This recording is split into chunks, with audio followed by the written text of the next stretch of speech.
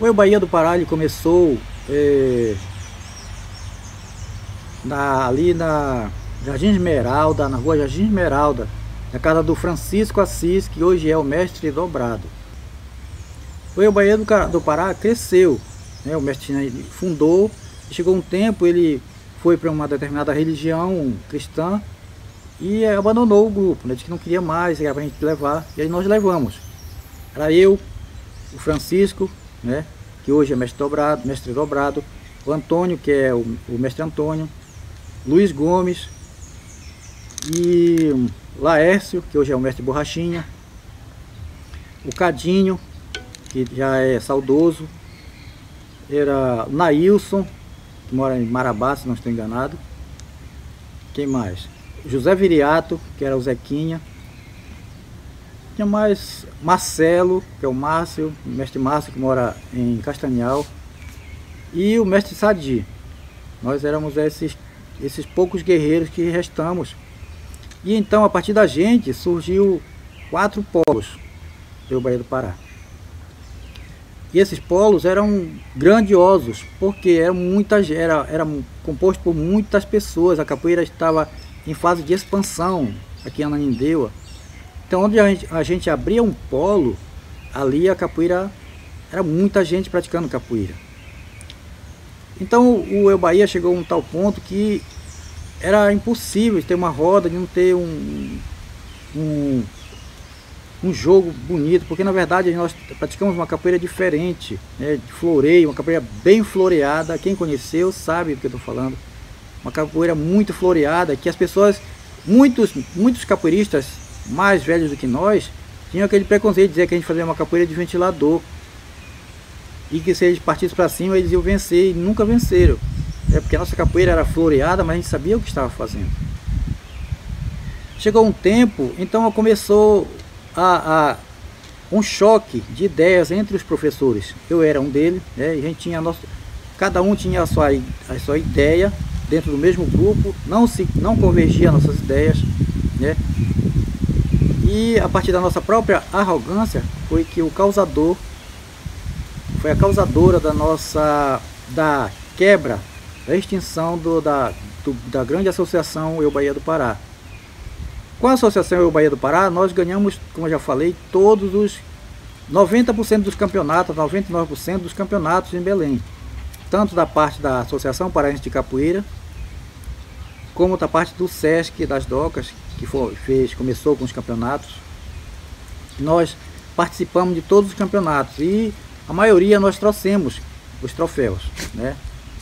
Como majoritários, alunos que até hoje tem as fotos, alunos com 10, 15, 16 troféus. E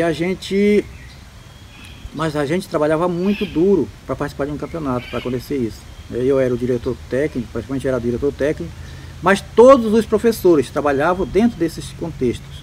Depois, quando foi criando os polos, o grupo foi ficando mais espesso, né? Foi mais se afastando, né? Saiu aquela concentração de ensino de um só polo, que eram todos os professores num só lugar. Quem treinou nesses polos, né, ele sabe quão grande foi o ensino, concentração de ensino. Mas quando foi começando a abrir, cada um foi tomando conta dos seus polos, então o treino foi ficando diverso, foi ficando muito assim disperso, né? Quebrou a harmonia. Aí a gente começou com aquela coisa, um queria ser melhor do que o outro, um professor queria ser melhor do que o outro, e aquela coisa, né? A gente não tinha maturidade, a gente não tinha quem orientasse a gente é apenas capoeirista. Ele cada um queria ser melhor do que o outro, e o grupo crescendo, e foi crescendo aquela o alter ego, né? O super ego foi crescendo, foi subindo na nossa cabeça, não soubemos lidar com a fama e acabou quebrando, acabou se rompendo o Eu Bahia do Pará, o grande Eu Bahia do Pará. Mas dessa safra ficou muitos capoeiristas que hoje estão em outros grupos. Hoje tem pessoas que têm muitos outros grupos, né? Tem suas próprias associações, e são grandes trabalhos. E a gente agradece muito ao mestre China, que nos deu esse grande ensino, né? Um grande ensino técnico de capoeira, ele nunca foi um bom conselheiro. Ele nunca aconselhou a gente assim, ele nunca disse assim, ensinou os pormenores. Ele ensinou a capoeira em si e o resto nós corremos atrás. Uns estudaram, se formaram na universidade, outros não, né? Mas temos um grande legado deixado pelo mestre China para nós.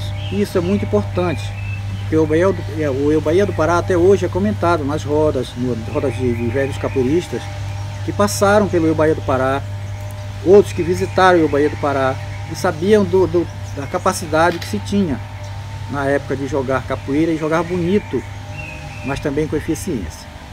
Porque havia pessoas assim.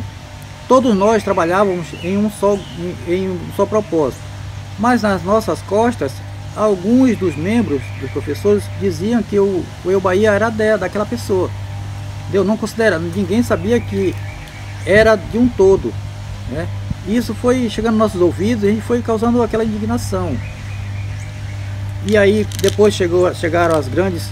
Quando chegou a primeira grande empresa de capoeira, o Eu-Bahia estava compacto ainda, entendeu? Sólido mesmo. E eles chegaram com uma filosofia de que eles iam entrar, invadir as academias pequenas e quebrar braço, quebrar perna, e quem encarasse eles ia tomar o grupo. E isso aí virou uma coisa muito perigosa. Toda vez que eles chegavam diziam que iam tal grupo, aquele professor do grupo vinha no Eu-Bahia, que era um grupo de maior número de pessoas, treino técnico e contingente. E quando eles chegavam lá, nós estávamos prontos, presentes para eles.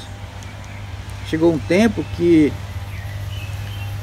houve uma festa dessa grande empresa de capoeira em Tucuruí. Eles convidaram todos os capoeiras que davam de frente com eles aqui. Aí foi só eu e um professor do Eu-Bahia do Pará. O resto ninguém foi. Nós chegamos lá, aí deu 11 horas da manhã, os professores que vieram de várias partes do país, dessa grande empresa, convidaram a gente para uma roda, na beira do cais. Ia ter uma batizada 3 horas da tarde. Eu disse para o professor que foi comigo, olha, prepara que o pau vai cantar em nós lá. Não, porque vai ver. Chegamos lá, eles botaram para arrebentar mesmo, sabe? O cara só matador que veio de fora. Matador, digo assim, brigador de roda. Então aconteceu isso. E também isso foi causando o que? Outros foram aderindo os novos movimentos e partiam para briga em outros grupos. Membros do Eu-Bahia, né? Grupos do Eu-Bahia, polos do Eu-Bahia aderiram à nova capoeira que chegou com toda aquela violência que estava sendo apresentada, porque não veio uma capoeira pacifista, veio uma capoeira de guerra, entendeu? E aí começou a briga, pau, pedra, faca, tiro. E aí principalmente, eu comecei a ver isso aí. Aí eu me retirei, fundei a minha associação, me retirei também por causa disso, mas não somente, mas porque já havia aquele separatismo entre os próprios professores, como eu falei, devido a falta de compreensão nossa uns para com os outros. Então a gente precisou cada um se afastar e deixar a associação de lado.